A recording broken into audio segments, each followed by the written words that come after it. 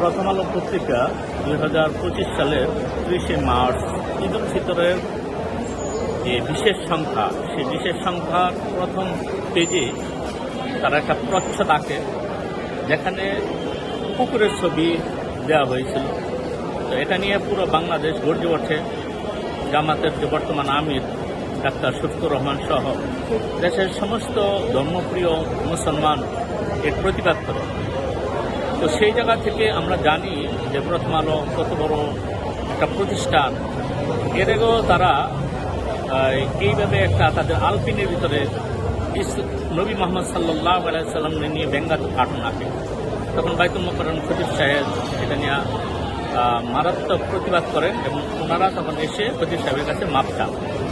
তো আমরা যখন দেখলাম যে তারা সেই পূর্বের সেই একই অপকর্ম আবার শুরু করেছে, তখন আমরা সাথে সাথে প্রতিবাদ করি, সামাজিক যোগাযোগ মাধ্যমে প্রতিবাদ করি, পেপার পত্রিকা বিভিন্নভাবে আসে এবং আমরা সরাসরি থানায় গিয়ে তাদের বিরুদ্ধে মামলা করার জন্য চেষ্টা করি।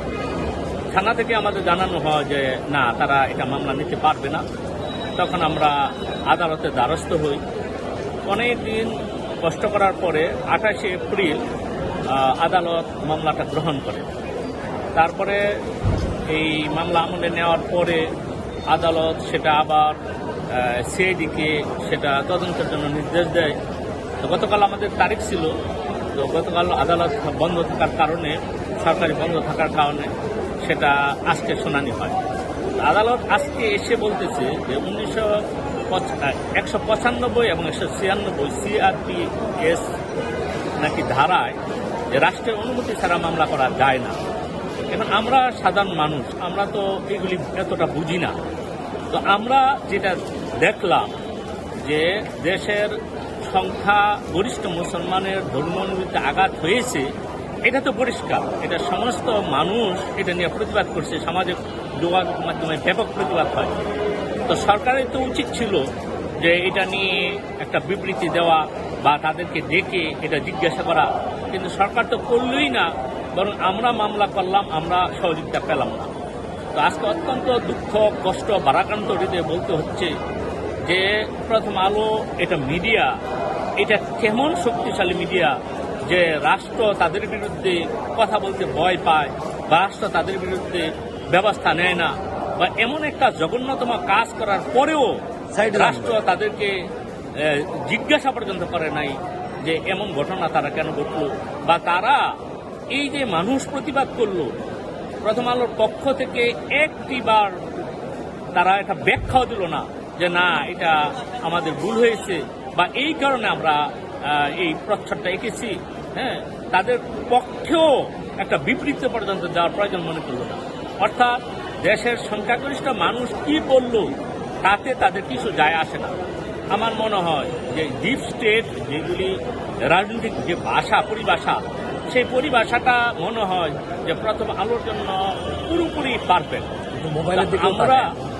আমরা এই ঘটনায় বাত ব্যথা, প্যারালাইসিস কিংবা আর্থ্রাইটিস, আধুনিক ফিজিওথেরাপি ও পুনর্বাসন চিকিৎসায় নির্ভরযোগ্য নাম ডিপিআরসি। আমরা খুব মর্মাহত, দুঃখিত, ভারাক্রান্ত। তবে আমি আশা ছাড়ছি না, আমি পিছিয়ে পড়ব না। আমি রাষ্ট্রের কাছে অনুমতি চাইব। যে মন্ত্রণালয় এই অনুমতির দায়িত্বে আছে, আমরা সেই মন্ত্রণালয়ের কাছে রাষ্ট্রের যেখানে যাওয়া দরকার আমরা সেখানে যাব।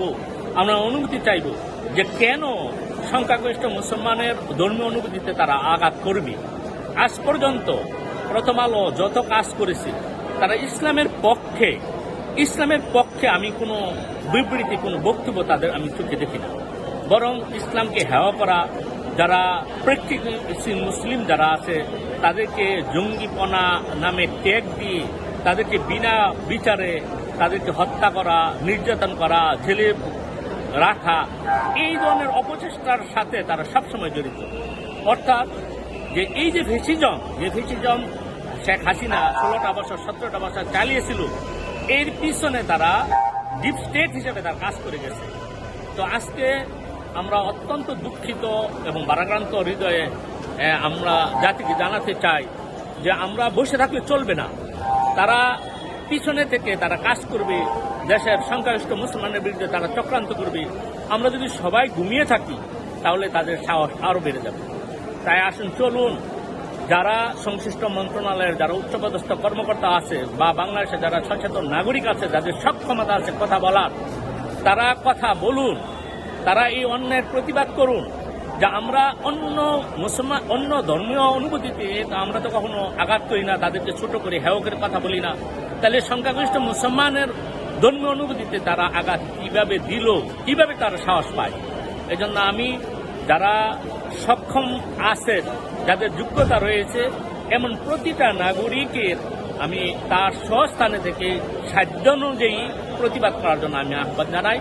এবং আমি আপনাদের আশ্বস্ত করতেছি, ইনশাআল্লাহ আমরা পরবর্তী পদক্ষেপ আমরা রাষ্ট্রের কাছে যাব, সংশ্লিষ্ট মন্ত্রণালয়ে যাব, গিয়ে তাদের বিরুদ্ধে মামলা করার জন্য আমরা অনুমতি চাইব।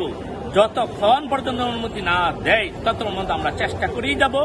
যদি সরকার অনুমতি না দেয় তাহলে সরকারের বিরুদ্ধে আমরা উচ্চ আদালতে আমরা তাদের বিরুদ্ধে আমরা রিট করব ইনশাআল্লাহ।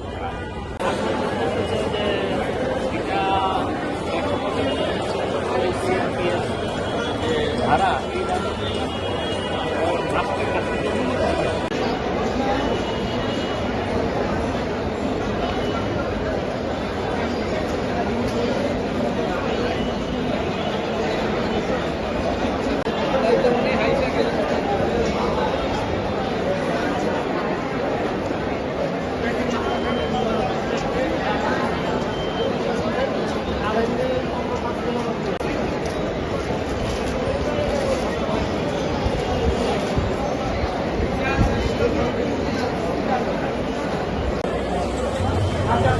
থেকে বেরিয়ে